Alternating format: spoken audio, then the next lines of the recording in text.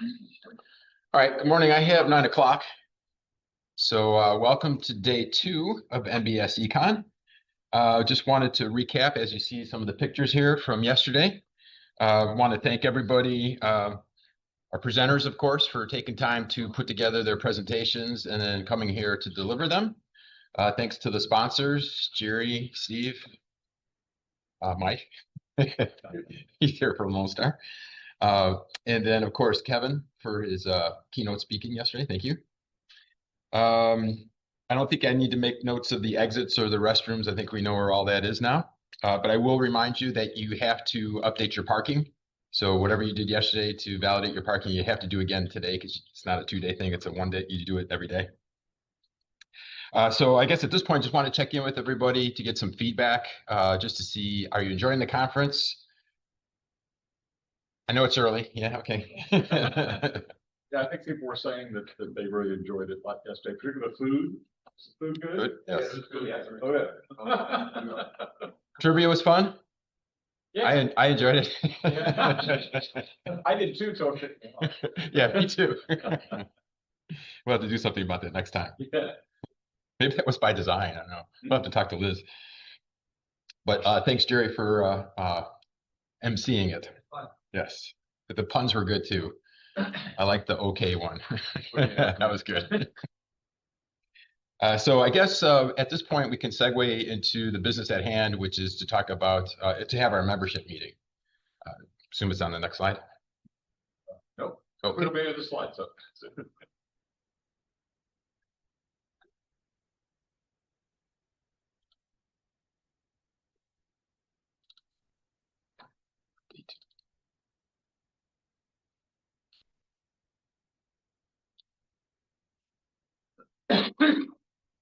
You have slides. I can remember you giving the slides. Yeah, I emailed them to you. Oh. So let me grab my computer and boot it up real quick, and then because everything's on there that help me talk about what we need to discuss as far as the organization goes. Oh. Email me the slides.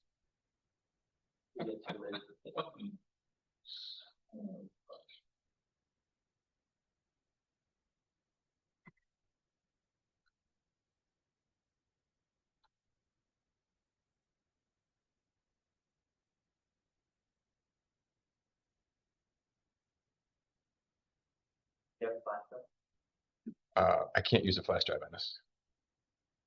I can download it. Yeah, so yeah, you have them. I emailed them. Give me a second here. Okay. Got one in my. We got it right now. Right. Okay.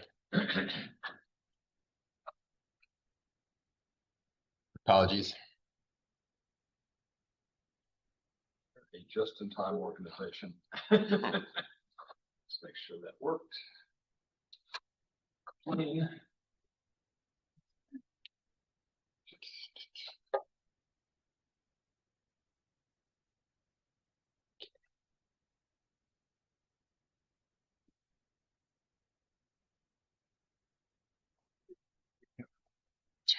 Sticking with the theme. Yeah. It's this here. This is the one, right? Yes. Yeah. Good to go. Yeah, just makes a copy. Just do there. I don't think I copied it. There we go. I guess Yep. it was. Okay, good. Okay. What do I know? Let's put it into this right here. The right folder.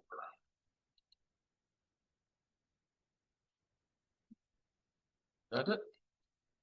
That's it. Cool. Thanks, Steve. Good job. Okay, so we'll talk about the lifecycle modeling organization, and this is the basis for the member meeting. So as a lot of you probably know, the lifecycle modeling organization manages and develops the lifecycle modeling language. And LML is an ontology designed for all stakeholders in the system. So currently, this is the way the organization is set up. The board of directors includes the president-elect, a secretary, a treasurer, and a board of director that's voted in even years, and a board of director that's voted in odd years, kind of staggering like senators. So you can see the terms there. The president has a 1-year term. President-elect has 1 year, but it's brought in through the secretary. And the treasurer is a 2-year term. And those board of directors, even or odd years, are 2 years as well. So the succession, the way things progress through the organization, is the secretary shall become the president-elect the next year after completing their term, and the president the following year. Hence, it's really a 3-year commitment.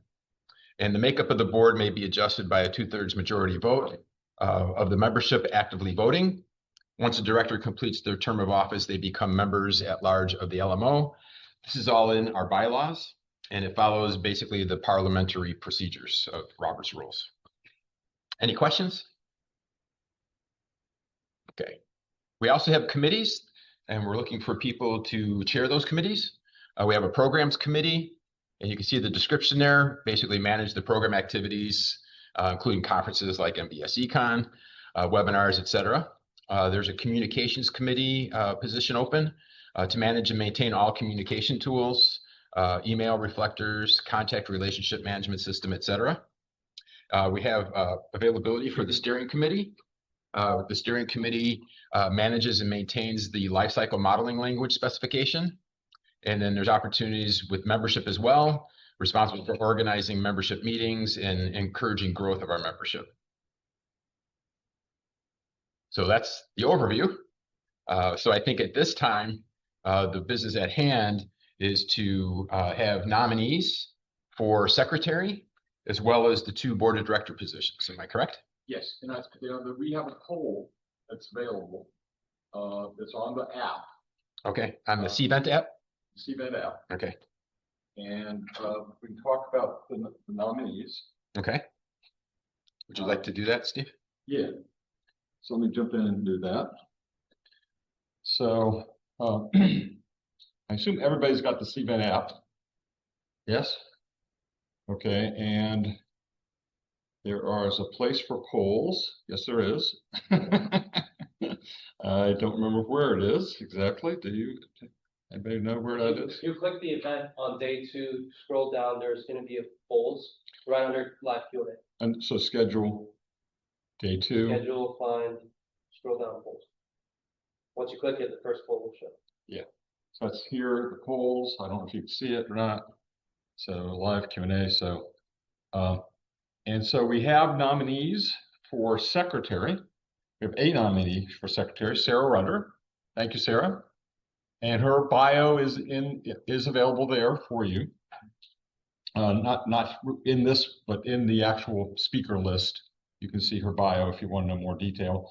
You can do a write-in, but there's no write-in option here for us. Unfortunately, it's a chat. So, but again, if you click the one you're interested in, you would do it. So I would. I'm not exactly sure how you vote for this, but.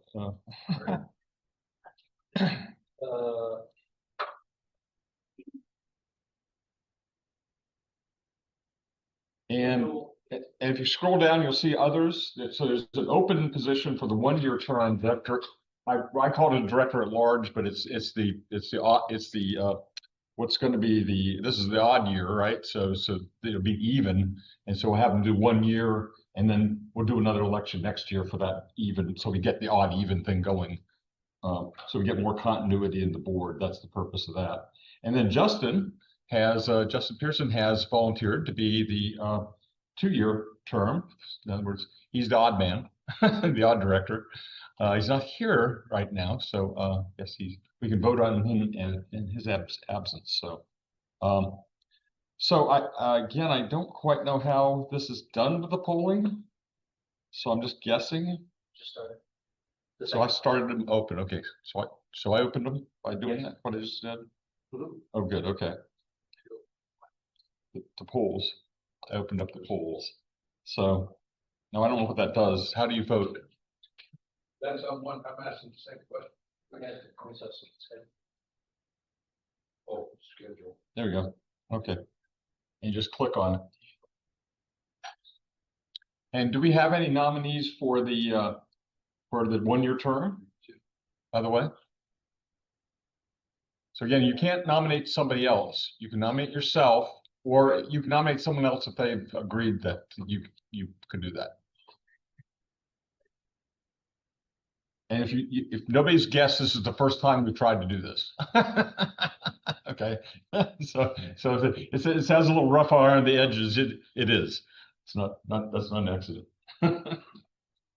Especially since I was playing with this just this morning, trying to make it work. Okay. So far, I've got 6 responses for Justin and 9 responses for Sarah, all 100% so far. So nobody's suggesting a write-in so far. Nope, Justin's up to 10. Both are up to 10. That's good. Okay. Is there anyone interested in that other position? It's open at the moment. Great job. It's only 1-year commitment. And you're one of the things you'll be helping is plan the next one of these. Yes. Okay, so you'll be helping with that aspect of things. Plus, we have lots of other things we want to try to do to improve things that I'm going to talk about now.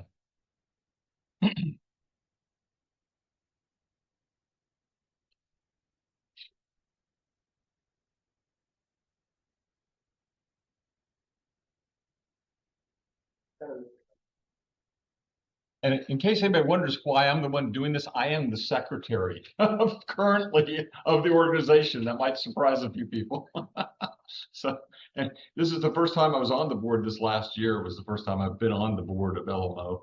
I've purposely stayed away from that position because I wanted to grow on its own without any kind of feeling like it's, spec innovation's thing, because it's not. It's really meant to be an open thing for everybody. As you notice, we had papers on SysML and other techniques that people are using, and we're happy to have that in LMO. It's supposed to be lifecycle modeling, any kind of lifecycle modeling. Frankly, I want to get some more stuff on FMI and some of these other tools that are out there. Some oh gosh, there's several OPM. There's a number of different techniques that are out there that are very interesting to me. So I'd like to see if we can't subsume those as well as we have with SysML. So, Steve, the writing is tough. what's that? The writing is tough. It's just not working at all. There's no way to put a chat No. in the Yeah, chat. even in the polls, I can't. Okay. And then, Well, if you've got any suggestions, then let's go ahead and you could put in. I see we got 100% for we've got 1 response on a write-in for the 1-year term. So does anybody want to tell us who that was? I hit it by accident. I don't. Okay, you're not volunteering. Okay, I get it. Yeah, oops. Volunteer never suck. Volunteered. Okay, so please, if you think of something, we can leave that position open. We have other open positions at the moment. I don't know if I'll give you a little bit of history that's happened here. So we were having kind of thing going pretty well, but the treasurer had done for 4 years and last time and decided not to continue, and we didn't have a good extra person come in. So Bill was the president-elect and volunteered to take on the treasurer role. So I came in as secretary. Randy was president. We had no president-elect. The 3 of us decided that the best thing to move forward was we need continuity. And it's unfair to throw someone in like a president-elect position and expect them to be president the next year. So we decided to go ahead and we'll do the succession this way, and we'll leave that open. So the presidency actually is open now, except as president-elect, I will be acting president. Okay, and that sounds kludgy, but it's just the way some of these organizations work, particularly when you're starting one up. So if anybody has worked in any of the chapters at NCOSI, okay, anybody done that? Chapter level in NCOSI? They have the same problem in NCOSI at the chapter level all the time. Okay, I was director for the Americas for NCOSI. So I know how bad this is, how hard this is for a small organization. So, okay.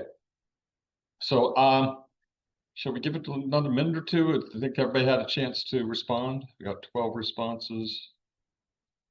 That's yeah. So for the 1 year position, find somebody in the interim, how does that work? So somebody comes around next month to, I want to do this, how does that work? Well, we probably as a board will just go ahead and vote on accepting that person to come in. I think that's the simple way to handle it. It's hard to call another members meeting in the interim. So. What are the responsibilities for? I'm sorry? What are the responsibilities for the? Director at large is pretty open. It's more an advisory kind of role. There's no specific, responsibilities. Yeah, the big thing would be a change. Exactly.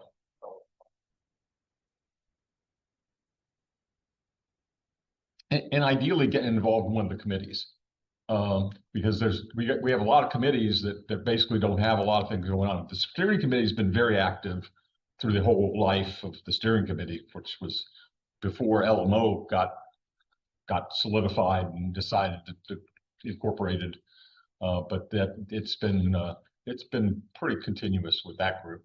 But there's other committees that need people, membership and things like that. Particularly is one of the big ones.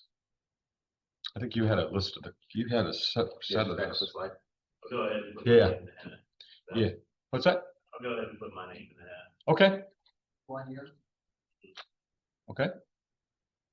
Does anybody object? I second the nomination. Yes. Is there any objections on the floor? Yes, All in favor, say aye. Aye. Okay. And All opposed, say nay. all opposed, say nay. Thank you. Okay, motion's passed. Okay. And I think we got the poll clear enough that Justin and Sarah definitely have made the cut. And so we got everybody's vote on that by now. So thank you. Thanks for volunteering. It's always tough and fun, but fun. This will be a very interesting time period. So we'll have some regular meetings and things like that. So You want to say anything about yeah, so the programs committee is one that to be and Randy chaired the programs committee. And so it was Randy and I mostly with some bill thrown in to do this, to get this conference going this year. Again, we can always use more help with that. We brought in a few other people to help. I brought in my HR person, Sarah Campbell. She's helped. Amir has been tremendous help. Okay. So again, we've done stuff ourselves, but we would like to get more people involved. Communications is important. We really need. We had a great Amanda and Liz were doing this great newsletter. We need that again going if we can. And probably the most important is memberships committee, because we need to get more people aware of the organization and what's the value of membership. So part of that committee will determine, well, what are the things we should be doing for the membership to make it more valuable to them. Okay. So that's always a part of this as well. And I've been through many integrations of that over the years with NCOSE. In case you don't know, I was a member of NCOSE since 1993. So, and was given the Founders Award about a year and a half ago. So again, I've seen the early startups of organizations and they're sort of like this. This isn't unusual at all. Okay, well, thank you. So that's that piece of business done. Yeah, I would just say one thing on the programs committee, as far as helping this conference come off smoothly. Last year was the first time we did it here, and there was a lot of rough road that we paved, but this year it went a lot smoother because we know the people, we know the facility, and we know what needs to be done. So next year it should be even smoother. Somebody's interested. Oh yeah, we organized the sessions better this year from the lessons learned of last year. Right. That was also a big part of it, because you see how we do this drill about getting online and stuff like that. That we had to do for every paper. We got good at it, but it was not fun. The first couple of pages. So yes, we can learn. He can't be taught, right? Robin Williams, anybody? Robin Williams. Okay. And the questions? Yes. So just put a plug in for the steering committee. So LML 2.0 is on the street now. I have a feeling that we will be having some changes in personnel after that, because it's a milestone for us. I think some people hold on because they just want to get this through. So if you're interested, come talk to me. One of the big things we have with that, by the way, is we've done some preliminary mapping to System LV2. And so we've done that, but that's incomplete. Again, still, we're waiting for the finalization of it. So that will be a big thing we will do, is make sure we have that mapping. We also have mapping to BPMN that's actually been waiting. So we've done that already. And so there's a number of things like that. They're in the hopper. As I mentioned, inheritance is something we've looked at in terms of inheritance of values. That's a big thing Mike Delmar has been pushing hard, because again, large companies need that for a variety of reasons to make it easier to do things. So there's just a lot of things. So it actually is a lot of fun, because we have so much to do. Yeah, Steve, you might explain to everybody how we've been doing that. For example, E2, after we're all on the telephone, Steve's loaded it into a couple of systems. So these are real-time working sessions. Yeah. And they're a lot of fun, because you can talk with everybody else on E, literally, and everybody's input is welcome. Article. Right. Top down. This is, Yeah. You don't like the word shall, that's a top conversation. But it's a lot of fun. So if you guys like to contribute, don't have a lot of time, and meetings usually once or twice, once a month, I guess. But they're working sessions, they truly are, and they're actually making a contribution. So, if you've got a few cycles, please keep an eye out. They're a lot of fun, you can actually modify. See here now, I don't see anything in the chat, so, okay.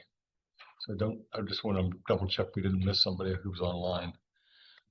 Okay, so, You want me to say it yeah. here? Or you have to? Okay, so, yeah, you want to do the treasury report I'll now? just say something. Okay. I'm Bill Shiloh, new treasurer for volunteers. So here, Bill, Oh, Bill, yes. Pucks. I love this Pucks. I am Bill Shiloh, the volunteer treasurer. As an organization, financially, we're in good shape. Got all the money to pay for that. Thank you all for being here. I'm associated with that. A couple of things about it. We have very, very little overhead. We have two systems we pay for. Right? We have anything else, so like that. So our big cost is that this particular year. So we're looking to support and run with other as the next couple of years we go through it. So the bottom line is financially we're in good shape. And I'll keep it that way. So if you have any questions about how we spend our money, what we do with it, so associations of national members, so we're making this questions. Okay? No questions? Steve! Okay, so I have a few words to say. Oh, I'm sorry. I wasn't paying attention. Oh, you're gonna get me. Yeah, there we go. So, okay. So, oh, thank you. Okay, so I'm just gonna say a few words, and I'm gonna say I think that's all we have, right? So we have a bit of a break. Okay. So again, a little bit about the organization. Our goal is the reason we did the life cycle modeling language to begin with was quite a number of us were uncomfortable with SysML, to be honest. I'll be very blatant about it. The SysML and I have a whole paper on this coming up today, talking about how it's a software language derivative.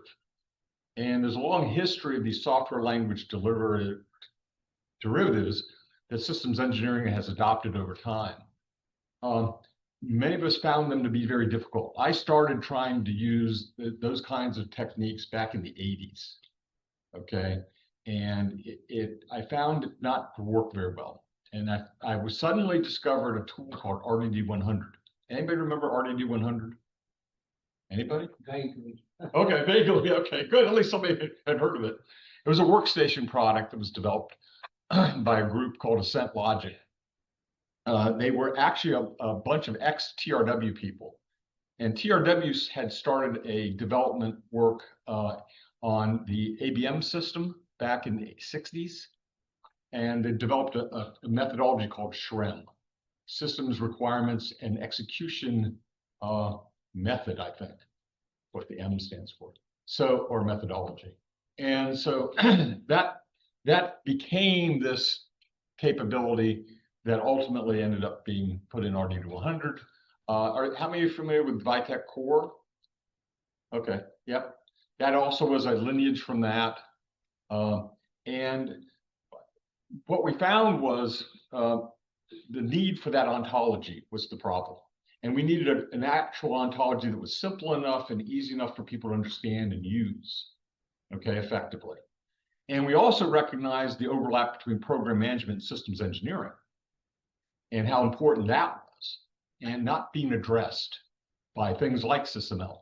And in the past, I'd have zeros. Before that, I used Jordan DeMarco data flow diagrams back in the 80s.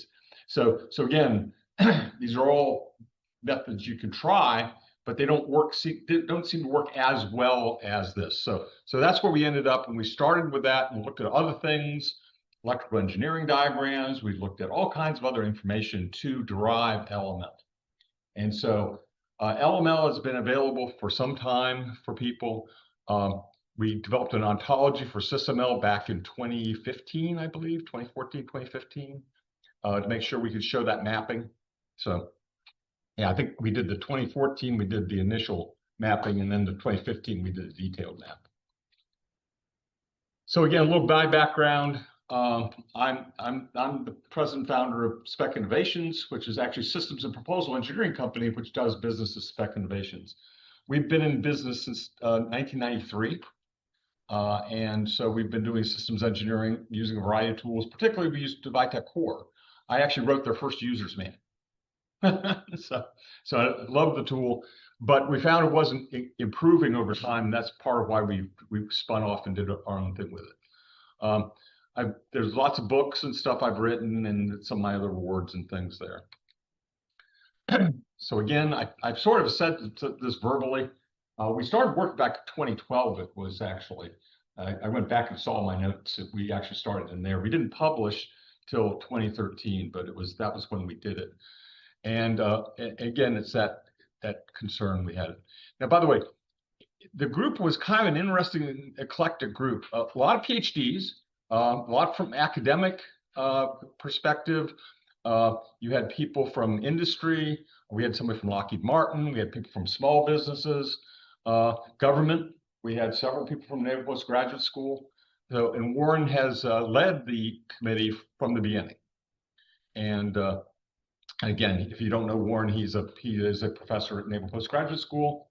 About ready to retire from Naval Postgraduate School. Wonderful years of service there. He's also currently a associate professor, or what's it? Adjunct professor at Virginia Tech. So very good. It is definitely designed to be non-proprietary, open standard. Again, that's a misunderstanding I think a lot of people have. Somehow they think it's connected to my company, and it's not. It was never meant to be. It was meant to be an open thing for everybody to be able to use. The key is, again, focusing on those essential elements of information for systems engineering and program management. Here's the timeline of the work. And so you can kind of see that. Now, we were off developing drafts in 1.5 and 1.6. In fact, we have those in rough draft form now. But we said, well, wait a minute, we really need to stop and make sure we've consolidated the things we've learned over this last decade or so. So, and that time period, the reason there was a big gap is we were using it and testing it. And we look at InnoSlate as a test bed for the language. Okay, and that's what we're using it to do. We're trying to extend the understanding and the improvement of the technologies that we're using in systems engineering. That's our whole goal. So as we're doing that, we're trying to make sure the language is doing what we need it to do. So we decided to go ahead and take this shot and go ahead and just do the consolidation. And so that's how 2.0 came out.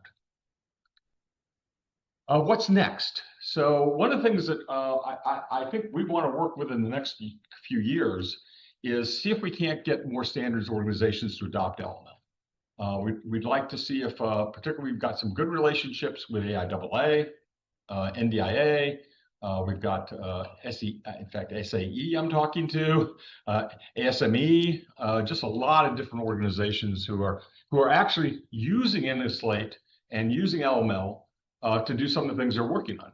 So there's some possibilities there.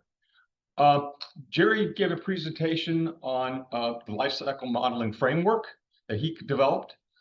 We think that's a very good alternative to UAF.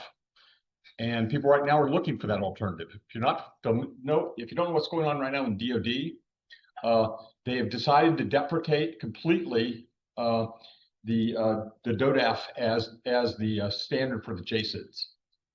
Okay, so that means that you're not going to be talking OV1s anymore. We probably will for quite a while, but in general, and they're talking about, well, what framework to go to, or do we even want to go to a framework? It's actually, a lot of people have assumed that UAF has been chosen. They actually are not sure what they want to do right now. Okay, so we're in a very interesting time period. And I think a lot of people from the CIO's office, particularly, who's going to make this decision, because if you run out where the CIO, it was in charge of the DODAF from the beginning, what it's called C4ISR architecture framework even. So that's a big opportunity potentially for something that's a good alternative, that may be even a better alternative to UAF. So I think we have an opportunity there. Again, how do we want to grow? How big do we want to get? Do we want to add chapters? Is that really the value, or is that value focusing in on the language and keeping the language improving and going along with the framework as well? Again, these are things that we're going to be deciding as we go through. And we need your help to do that, because really it depends on you. Okay, I can't do this forever, and I'm not going to do this forever. Some of us are getting to a point in time that we will have to truly retire. And so one way or another, I'm not sure I want to go the Andy Sage route where he retired his boots on. But okay, so again, it's one of those things you always have to think about. And so, the leadership opportunity here is tremendous. So I think you have, particularly, I see a lot of younger faces in the crowd here, and I'm very excited to see that.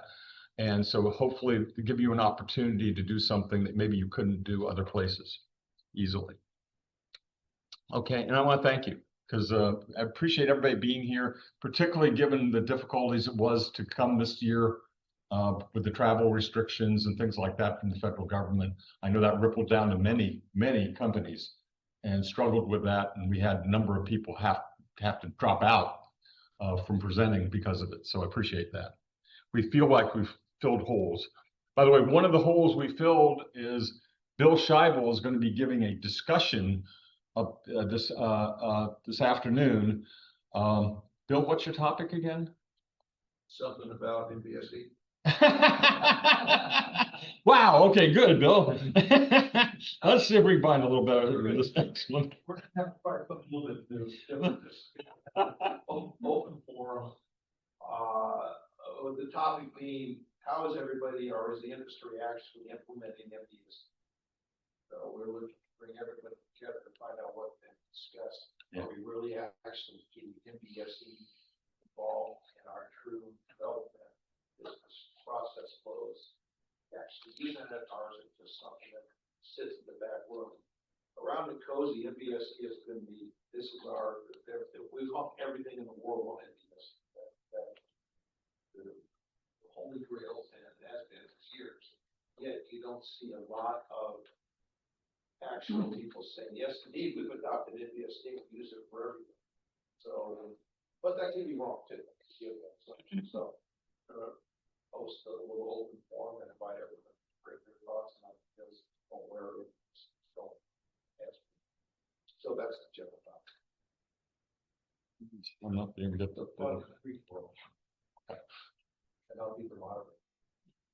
So this happened a lot faster than I expected. So yeah. Warren. So concept of data-driven systems engineering, right? So right now the concept is there, but it's fragmented.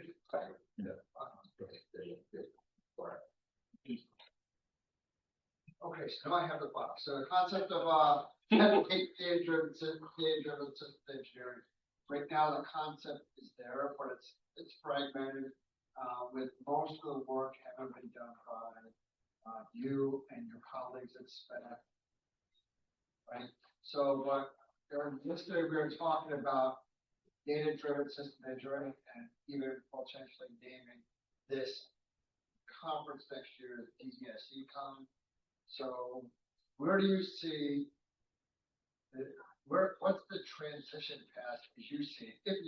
Sure. I'm putting you on the spot, right? Yeah. So what's the transition path as you see it to make sure that, so next year we can bona fide DSC, maybe have some forward along the way. Yeah. So anybody who's been tracking what's going on in the area, every time you turn around, you'll hear the words data driven. Okay. The CERC did a thing about what they want to do for systems engineering modernization, and in the center, it was all about data. And what are we having right now as a problem? Tool interoperability. Is that really the problem? No, it's data interoperability. It's data accessibility. Can I move the data between things easily enough? You can migrate data between things relatively easily. Okay, I'm sorry. I did this when in 1979, I had to move code from the Cray to the VAX. Okay, now if you want to think, and many that had binary libraries. Okay, and there was no way to move binary between the two machines. I had to convert the binary to ASCII and then move the ASCII over to recreate the binary database on the VAX. I did that all in a few months. It's not hard. So that's not the problem. The problem is, what is the information you're moving? Why are you moving the information? Should you be moving the information? You know, and what does that information mean? What's the semantic meaning of the information? Those are the problems. And that's why data-driven is really where I think the industry really wants to go. With the models, unfortunately, modeling has now become, it's this diagram and that diagram. Okay, who cares? I tell you, the stakeholders could care less. Our stakeholders could care less about an activity diagram or an IBD or an action diagram or an ICD. They want to know, what's the cost? Can I get it in time? How is it going to perform to meet my mission needs? And what's the risk? Okay, and you boil down almost everything into those 4 parameters. And everything we do needs to build to those 4 parameters so we can make decisions, good decisions. And so I think that's been part of the problem, is we've lost focus in MBSE world. There's another reason I think we want to do it is, do you know how many MBSE-CONs there are now? I counted at least 6. When we started it, it was a unique name. Now everybody's calling their thing. There's one in Huntsville. There's one in Europe. There's on. You just go point around there all over the place. So again, that's another thing. Obviously, that's old. We need to do the new thing, like you were saying, Kevin. What's that next thing? What's that next big thing we ought to be jumping to? Sure, yeah, sure. Well, you're sponsored by. So question, Yeah. You're hitting on an important point about the data. I don't know if you're familiar with what with CCAD C2 and DoD, combined joint all-domain domain control. Yeah. Data is about, the simplest way you put it is architecting for the combined fight. Mm-hmm. Right, so everything's got to be interoperable. Yep. But the key tenet behind the whole thing is that it's data centric. Mm-hmm. Okay, so they're saying the same thing. Data centric, it's all about the data, going from sensor to shooter, Mm-hmm. right? And all of the analysis and the AI in the middle helps interpret what's, what all the sensory inputs on the battlefield mean, making decisions, making recommendations so the commander can make decisions, and then determine what action they want to take. Mm-hmm. Sense, make sense, and act. Those are the 3 big functions.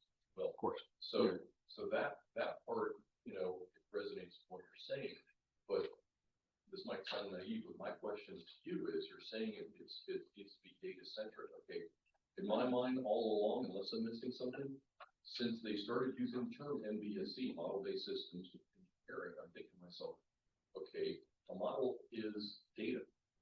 It's not a stack of printed out diagrams. It's data, so it's already data centric. that's already mandated. Right. It doesn't seem the idea of calling it data centric unless you're just trying to bring attention Well, to the data. But the premise yeah. is already rooted in, it's all about the data. Yeah. Go ahead.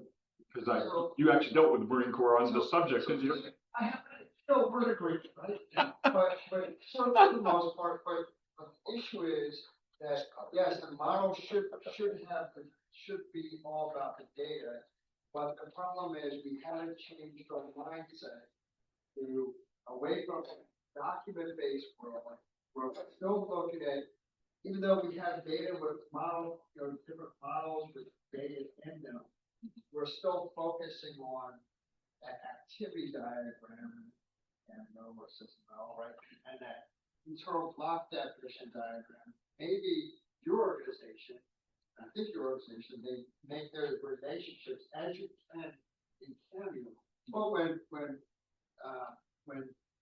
No Magic came to the Union Postgraduate School, it was all about diagram, all these different rules for these diagrams, right, for formatting stuff. And then on the last day of a 5-day, on the last hour, like, oh yeah, boy, you can combine this. And by then, everybody's like, right? It's your So- fit for purpose story. Right, exactly. I didn't do any standard DODAP, even though it has its place at times, but most humans don't want to see that, as the standardized DODAP views, unless you're just a trained DODAP architect. That's great, because that's sort of like the common language. But if you're trying to take those views and present them to humans, stakeholders that need to get something out of them, they generally don't do the job. Right, if I'm sitting down with, as I have, with the CIO of the Marine Corps back at the time when, that story I told about 2009, and I'm talking to him about his Marine Corps, he doesn't give a rip about my SB1 and my OB3 and, whatever, that's talking free to him.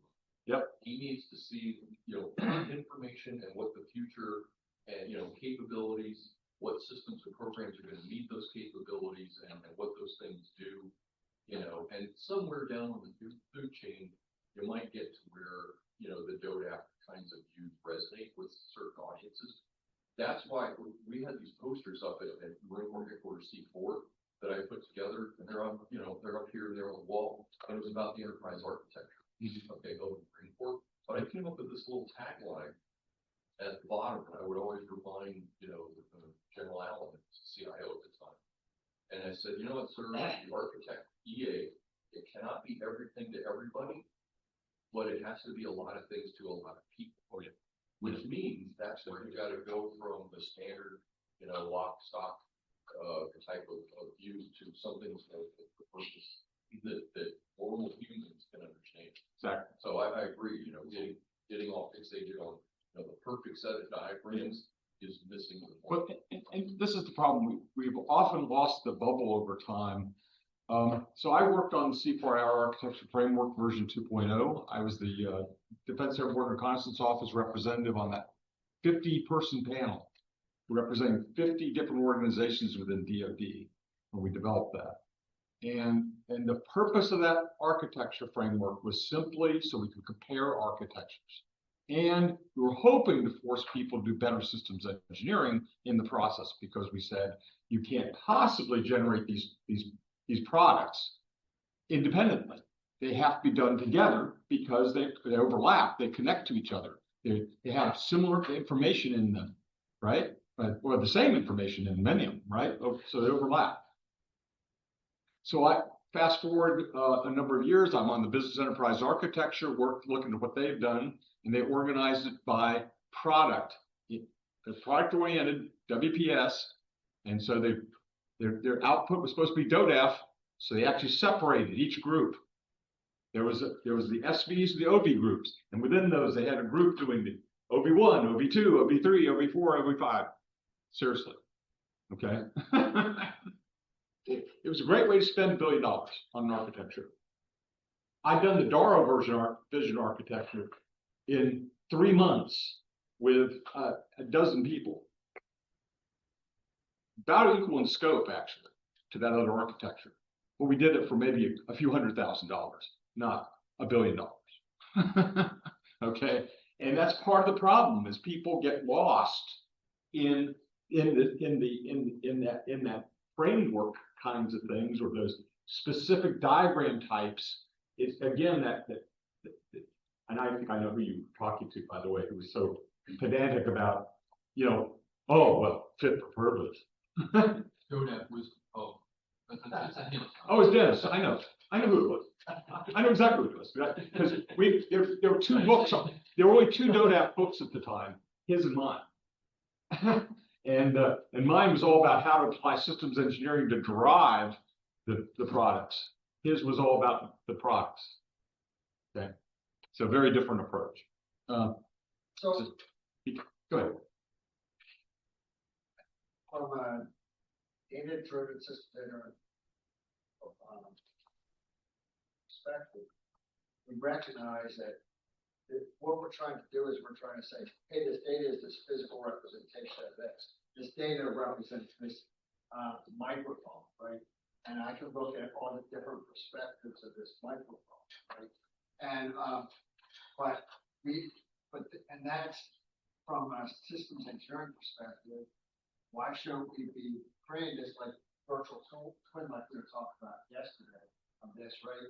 But then I still have to have a way to take that data and represent it to my stakeholders and whatever way they feel comfortable with yours. I think Jerry's framework, I think that's a good one.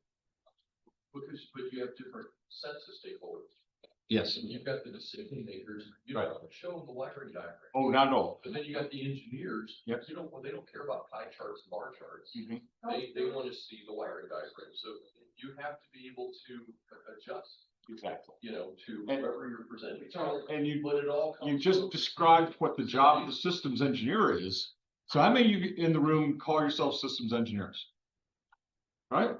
Almost all of us, right? Our systems engineers in the room. What's our number one job? We're supposed to be the translator between the stakeholders and the design engineers. That's our number one job. Number two job is to optimize the design for cost, schedule, performance, and mitigating risk. That's it. That's our major job. Okay. And so we forget that.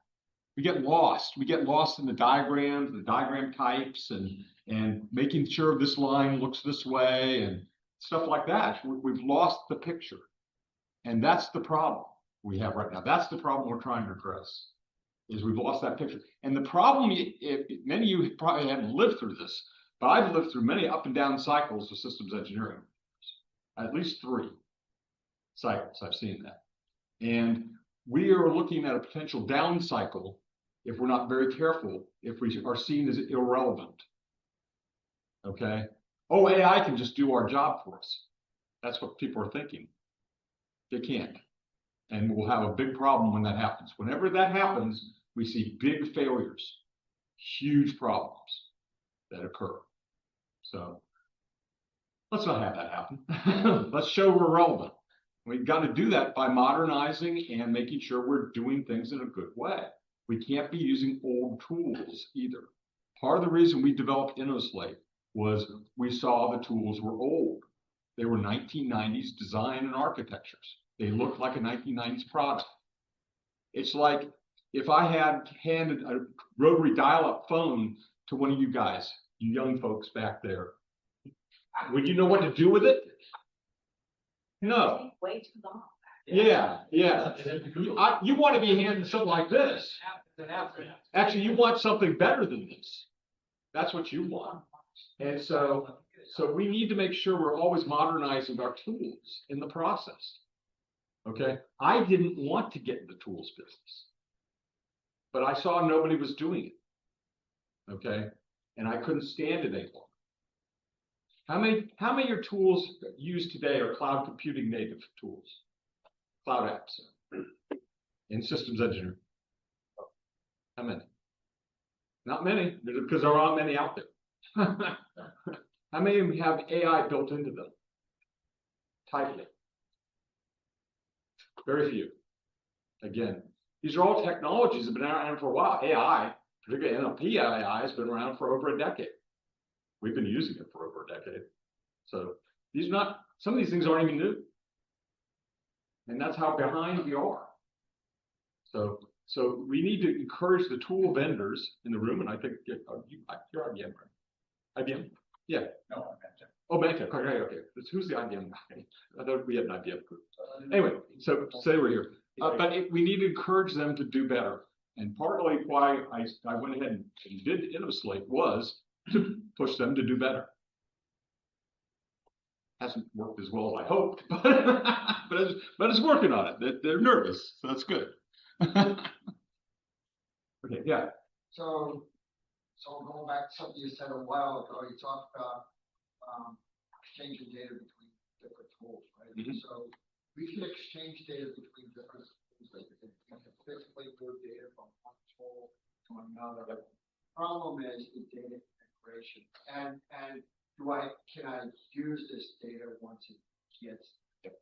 So if you look at SysML v2, they have an API. That API is meant to exchange data. So okay, that sounds great. We did some investigation with one of your former guys who became one of my students, and we found, well, maybe not what it looks like. And I saw a video of a webinar recently. And it was kind of like the webinar that Bill's hoping to run, or the discussion Bill's hoping to have today was just a discussion. And I heard some really disturbing things, right? And one of the things when they were talking about the API, Sandy Friedenthal, who's the father of SysML, he says, hey, we're looking for full compliance. Okay, moving on. And then like 10 minutes later, this other guy who works for the SO, he came on, he says, and his comments were, they were seared in my mind, right?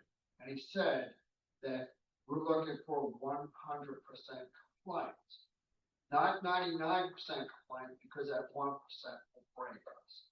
Meaning, if I have SysML v2 and I have told SysML v2 that, okay, if it's Cameo and Cameo to Cameo, okay, there's already issued with Cameo to Cameo, but maybe that I'll give the benefit of the doubt, maybe that will fix. But what if I have Sparks Enterprise Architect and I'm using SysML v2 and Sparks Enterprise Architect, or I have Warren's model-based major tool and I use SysML? We go, how does that work? So I don't know. I'm kind of skeptical there. I think this is an open area. I think that data exchange and data integration is one of the key tenets that has to be explored in DBC. Yeah, we're actually a little concerned about the SysML v2 API, as you mentioned. Right now, as we understand them, they're all about manipulating pieces of a diagram, not the entire diagram. We're not getting the entire diagram data set coming in. So to exchange the full diagram, a diagram has lots of information connected to each other. And if you're not getting the full data set at once, you don't have all the information you need to recreate the diagram. So we're actually a little concerned about even the APIs. Can we beat them? Most of the API is post and get functions. Basically get this data simultaneously. We'll see how the full integration will work, but from just some preliminary, just looking at it, when you look at the API itself, it's the data and just post and get function commands. And on that webinar, they even mentioned that each app is going to have their different post and get functions because it's the app, not language. So language is going to have its API, but then the apps are going to have their, again, as they've been doing their own twists. Now, how they're going to be 100% compliant to one another? No. It's not the way it works. If they are, that'd be great because it's going to help everybody. But So this is why we wanted to get down to the data level. So posting gets a huge role. If I may comment, moving the data isn't a problem. That's science. We can figure. Exactly. The much more fundamental problem is the organization of the data. And to me, the challenge I face is I try to teach people SysML, because there are multiple ways to do the same thing. And because there are multiple ways to do the same thing, you're modeling one way, you're modeling another way. I don't care if I move data, they're not gonna enter. And that's an art problem, that's not a science. And I don't know how we're gonna solve it. And that's why my preference for LML is that it's more, let's say restrictive, there's more guardrails in terms of how to do data. There's still some degrees of freedom, but there are fewer degrees of freedom. So you're more likely to model things more consistent. Well, and historically, what we've been doing in SysML is ontology on the fly. If you look at many of the SysML models you see out there, they're actually just ontologies. That's what they're trying to do. I work with multiple groups and I'll see 5 people modeling behavior 5 of them. Exactly. And that are correct as far as the language is concerned, but they're incompatible. Right. And that's these are huge problems. These aren't easy to solve problems. But if at least we have the data set and we know what the data is supposed to mean semantically, then we have a shot at bringing it together. Particularly AI can help us here a lot. So, yeah. So just looking at a life cycle, sorry. So life cycle modeling language combines the logical constructs with an ontology attached to information. SysML is mainly constructs and has a limited ontology, while GoDAP Meta Model 2.0 only has an ontology. Instead, lifecycle modeling language simplifies both the constructs and ontology to make them both more complete but still easier to use. Where do you get that from? Google. Google. is Okay, so they read my book. Yeah. that's almost word for word out of my book.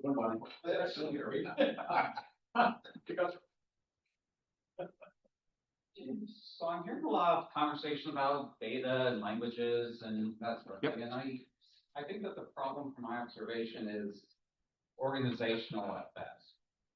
So if you go into any organization that's been around for more than a couple of years, they're probably doing a lot of the functions that systems engineering is, right?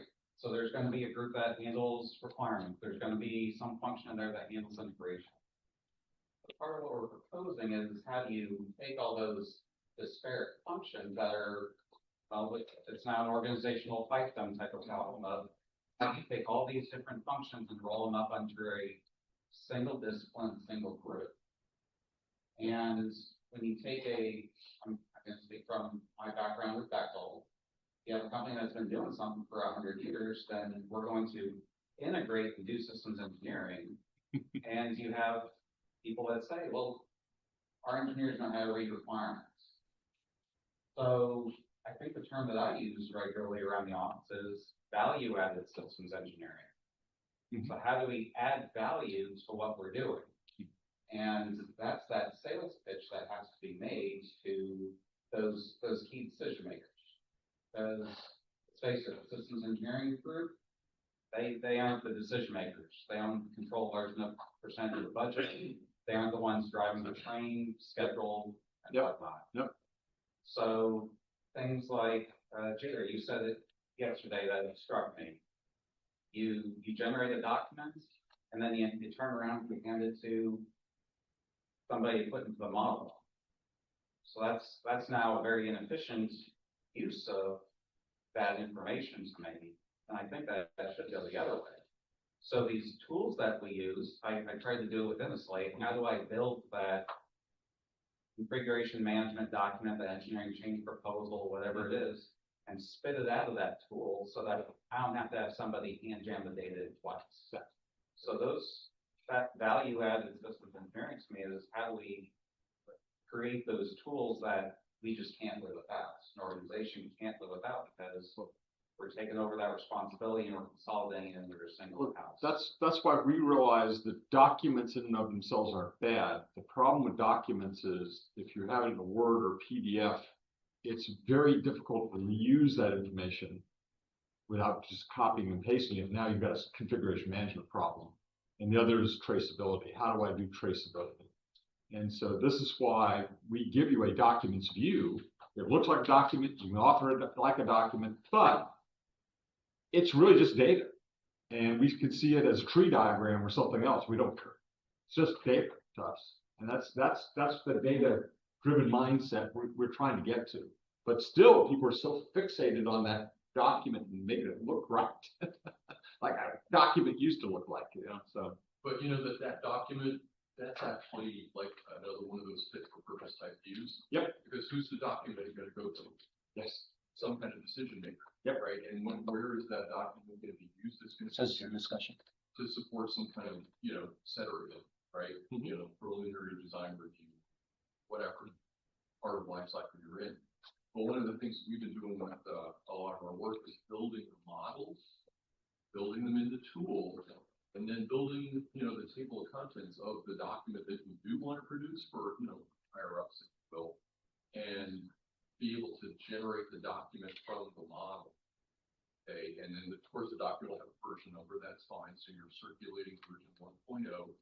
Meanwhile, people are working in the model, they're changing the data because the model is data, and now you get to a point where it's like, oh, it's been a month, let's generate version 1.1 of the document. Now you're circulating a new version for those that, that actually want to have something physical in their hand, or at least want to have a PDF that they can open up, right?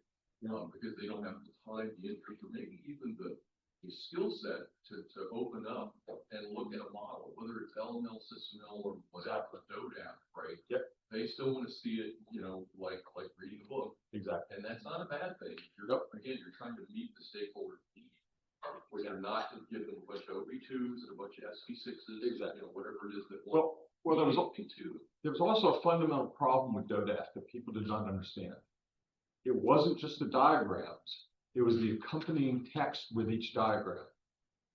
And people forgot that part of it. It's actually in the spec. And I know I put stomp it when I teach classes about DODAF. Description of what this diagram is. Exactly. The story behind the diagram. We like to say a picture is worth 1,000 words. I like to say it takes 1,000 words to describe the picture because nobody understands. Right.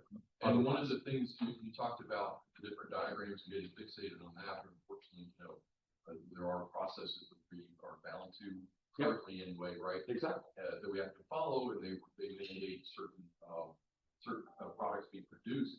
So when you were talking about, mentioned that, like in Cameo, for example, or in SysML, there are 17 ways to do the same thing, right? And so literally what Mario's team had to do at one point was for all the system views. Okay, because our folks support Marine Corps systems come in, they do all the systems work and system views, but then there is a different command within the Marine Corps that does all the operational views. Okay, and so they're not necessarily always in sync all the time. Oh yeah, I know. But in terms of how to model, at least on the system side, what they did was they developed a common profile in the tool that said, okay, if you're going to do an SD1, these are the elements you're using in the relationships. There's many other ways you could do it, but this is how we're going to do it in order to maintain consistency. Yes.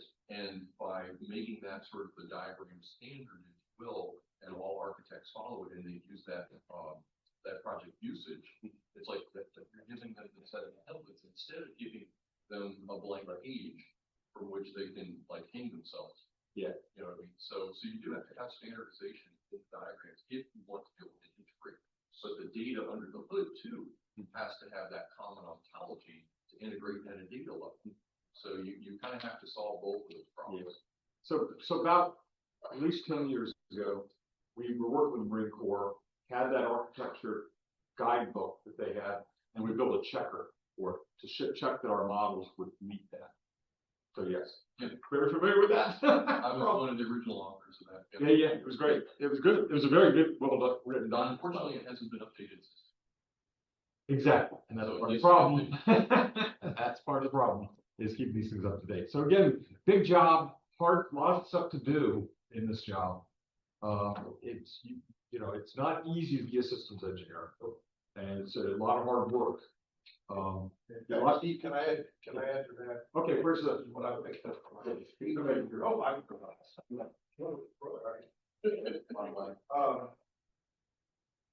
we are drowning in information. Well, know it. If you, and some of you eventually will get to the executive senior level, and you're dealing with everything in life that day, and a systems engineer comes in, stack full of paper, these PowerPoint, and your response is, I need the next 10 seconds. our schools. Systems engineer role, I think, has become more and more, I've got to take more and more information, put it into something that's usable, that I can understand, support, and then be able to consolidate that, give senior management, whoever needs to make decisions. That's what I was hoping MBSE tools are giving us. We've got so much information that we don't even know how much it's real. We can go out to Google, we can get 6 answers to the same question.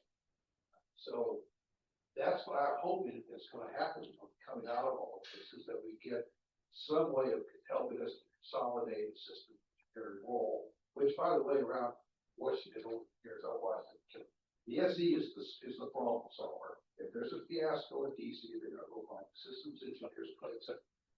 Yes. So you walk in on the white, riding rather on the horse, and you're going to save the world. To do that, tools, the valid data, it's constantly changing. So I'm hoping that MBSE tools eventually will help us do that. Because we're going through a cycle. Right now, I can just almost bet there are more people than you can imagine out there.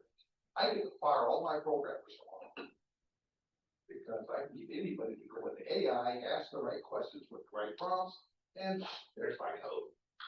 All right, done. We'll go through that cycle, I guarantee. They're going to come back and say, well, wait a minute, we completely lost our architecture and our direction. Now we're going to go back and start again.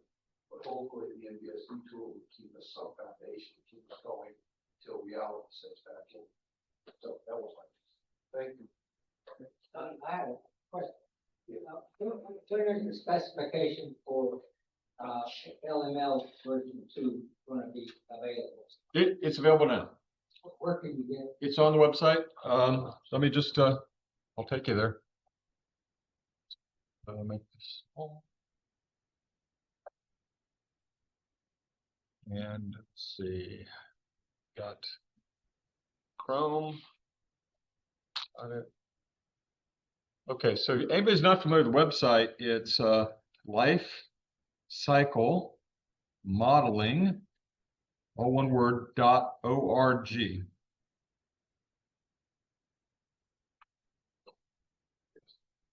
There it is. And this is the page, the main page. Yep. And you go there to get it. Now I think that version, that's the old one. I knew I missed a link. I'm sorry. This is on me. But if you go to resources, LML specification, this should be the 2.0. Oh, there you go. Okay, I got you. Okay. Yep. So I didn't realize that link was on the front page. I got to fix that. So yes, I'm the webmaster for it too. Some of the fun jobs as the secretary of this organization, you get to do lots of fun things, Sarah. So learn some things I'd never learned before. So yeah, I had to learn HubSpot and Cvent for this conference. And if you think InnoSlate's complicated, take a look at those tools. Oh my gosh. Anyway, so there was something I was going to say about MBSE because that got brought. So does anybody know why MBSE started, how it started, and what the plan was for MBSE? What it was supposed to do? So it started before 2007. Okay, when it was finally, you know, what's the right word? Formalized by INCOSE in terms of a definition. But we've been doing it for years. I mean, basically the tools, RDB 100, Core, things like that, these tools, the early versions of Magic Draw, those kinds of things were all designed to be model-based systems, what we call now model-based systems tools. And the idea was you do your work in those and it would output the results in a document form usually, so as a report usually, to give to someone. So as you were suggesting, Kevin, that's exactly what we're supposed to be doing. We got to a point where now some of the tools have a hard time exporting that information. You can do it all in the tool, it's great, but if you're not in the tool, you can't get in a form that's easy for people to understand. So the other day, was yesterday, somebody was presenting something about how to ingest a document into the tool that they were trying to do. That's because it doesn't have an importer to do that. So they had to do all this work to do that. Well, I build importers. I've had an importer in my tool since the very beginning. I wrote one in 2000 for proposals. By the way, somebody mentioned RFPs. I had an actual set of proposal engineering tools to do that. And if one of them was an importer, it would bring the document in and do that work and conversion. So again, the output of being able to actually output a proposal as well. So that's something we do now within the slide. So those things are there. So they're available. But you've got to modernize your tool set to take advantage of these capabilities. And again, that's one of the problems I think we've run into, particularly in DoD. DoD is, and in fact, the federal government just in general. How many people know that the IRS is still using floppy drives in their computers? Oh, that's not true, Steve. But it's not. It is true. It is true. But it's also the entire thing's on one wall flat file. That is true. Yeah, you worked on it. So again, these are things that people don't realize and how antiquated the capabilities are sometimes. And we've got to modernize. We cannot let go. If you look at the software engineering world, they're not using almost any of the tools they used 30 years ago. We're using a lot of the tools we used 30 years ago. Okay? That's a problem. That's the opposite of your bionic enterprise. Literally the opposite. So that's where we are right now. And we've got to get better. And we got to force the vendors to do better. Okay? Now I'll take my tool vendor hat off and leave that. Hopefully I've left that off most of the time, because I don't care. We need to do better as a community. And the tools have to be better to do that job. If they're not, we've got to force the tool vendors to do that. Right now, the tool vendors dominate the organizations that are out there. So Steve, I would suggest something too, though. You talk about the data and we get focused on the data. We're trying to shift focus away from specific diagrams necessarily, but there's this kind of underlying assumption that everybody seems to have, that if I can just build the right diagram, whether it's fit for purpose, right, whether it's a standard one, whether it's fit for purpose, doesn't matter. If I can just get the right diagram and sit down with leadership, that's going to help them make the decision. And they shouldn't be looking at diagrams. What should be happening, and Mario, this goes back to like Mike's agents that they analyze a bunch of data. Okay, a bunch of relationships, a bunch of portfolios about systems and capabilities and functions, whatever. And again, use the semantic capability that they have to analyze the data. So you got to have the data, got it. But it's really not just about the data, it's about the analysis and the insights that you derive from it. That's doing good analysis. Because one of the things I see a lot, is people are getting better and better with some of those standardized approaches. They're better at building models. They're still terrible at like analyzing them and deriving insight and saying, okay, so what is the model telling us? Exactly. Because that's what leadership wants to know. They don't care about the diagrams. Yep. They care, like you said earlier, about the cost, the schedule, those other decision-making factors. So give them the insights that you get from that, and you'll never have to show them a diagram. Exactly. Think about that. And our approach with generating a response to leadership from multiple perspectives is doing it with a community of agents. Yes. And each agent has a specific specialization and background and knowledge set, and it's engineered and prompted in different ways to be able to look at an issue, look at a solution, a system, a decision from that perspective from within. Say we give it perspective. You're a system engineer with Marine Corps Systems Command, and you're part of the decision-making process for such and such. So not only do we give them the persona and the background, we also give them the organization and additional details to help give a very detailed and informed response from that perspective beyond just you're just this type of person doing that job. And so through identifying all the key decision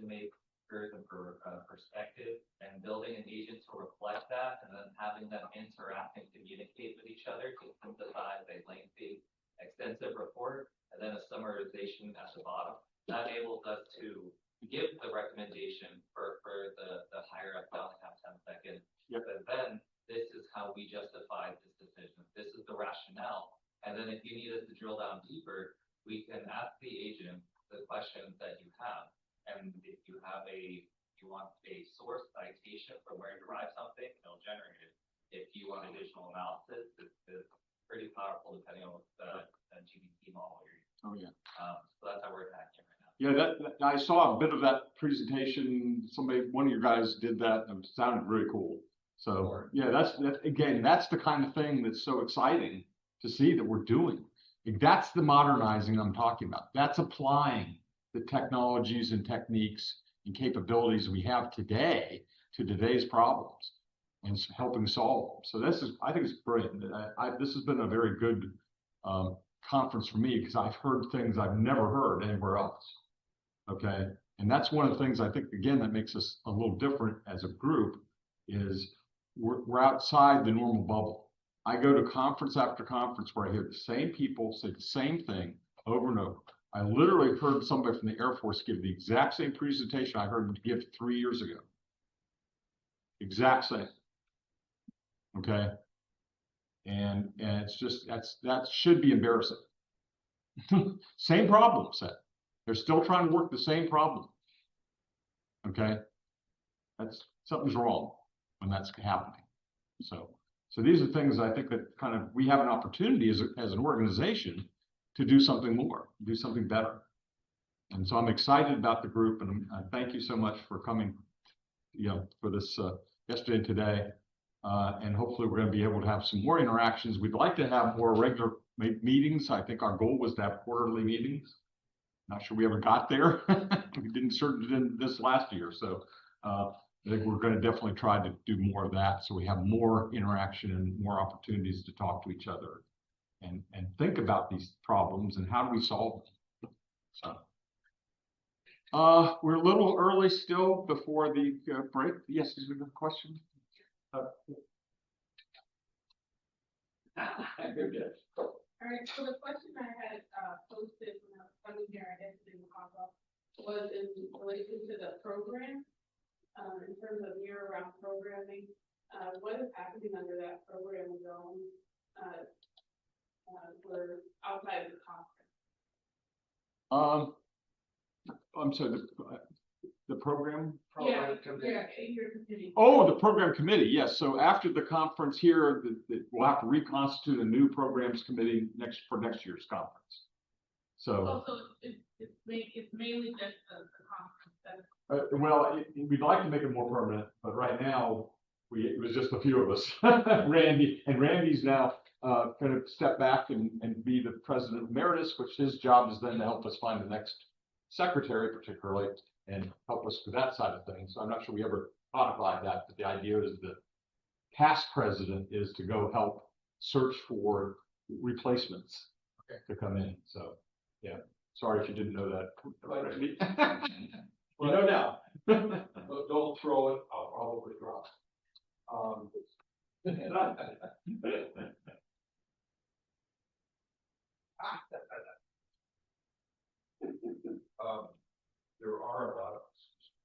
There are a lot of opportunities out there. This, for example, we're in Florida, I think it's separate. So I never know where. But there's a lot of opportunities for programs, maybe smaller programs like this on the West Coast, for example. I don't know where everybody here in general IT, but I don't think we get a lot in California. But there's a lot of stuff on the West Coast. There's also opportunities with people like the coast. And there are certainly opportunities to join other conferences that contribute those. So I think all that could fit into programs.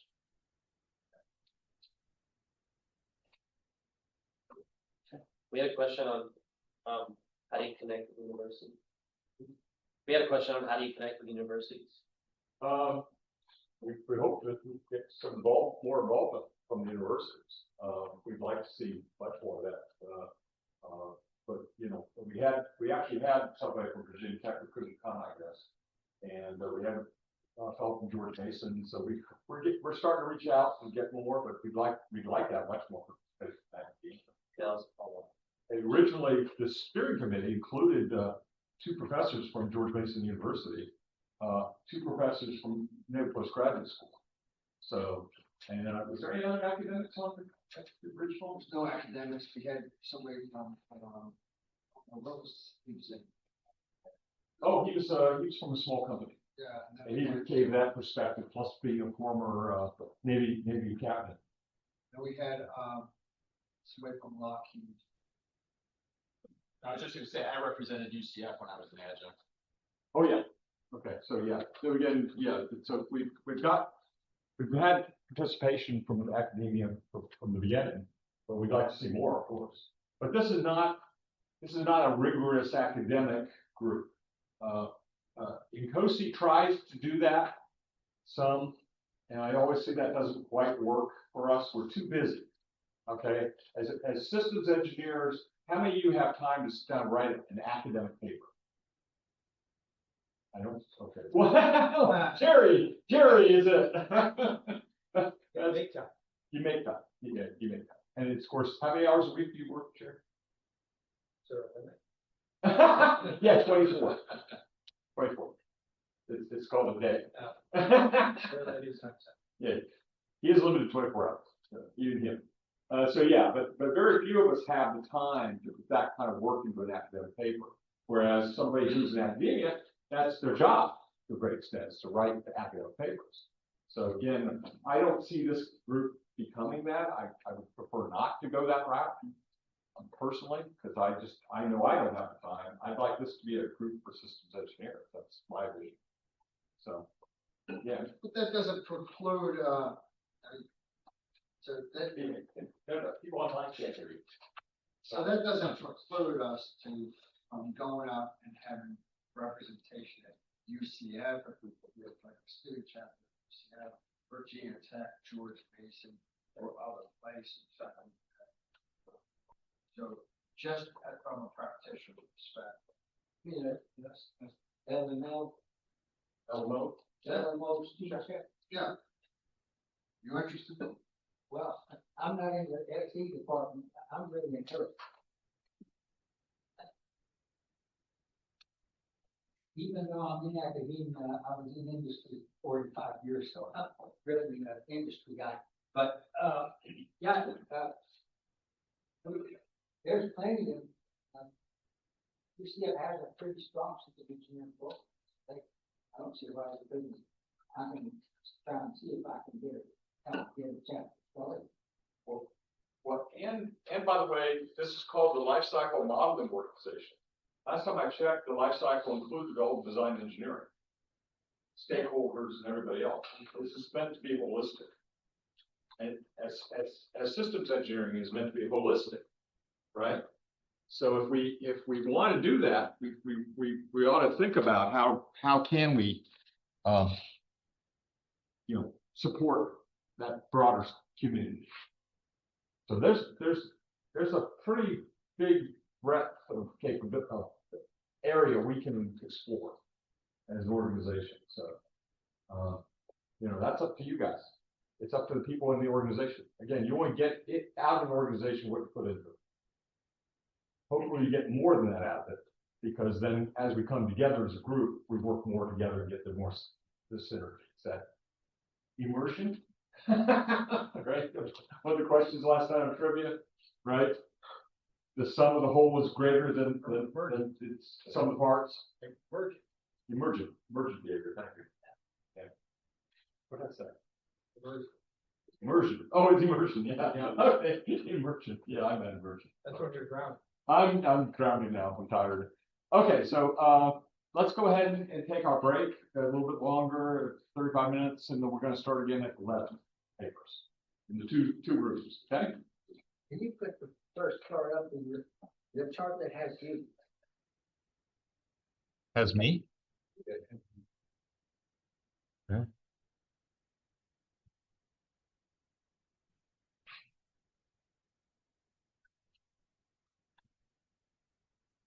That's it. Got it. Yep. Congratulations, man. I took the invitation box this morning. Yes, Plus yes, Video. yes. Were you able to? I did, I was, and I was actually in the process of transferring it to my USB, so I can get that done. I'm gonna do that right now, so we'll be set up for you. Okay. I can't remember which room you're in. And my phone's up there. I don't know either off the top of my head. I'm in the opposite room. I think so. Are you in here? I don't know. Honestly, I have no idea at this point in time. The other piece is just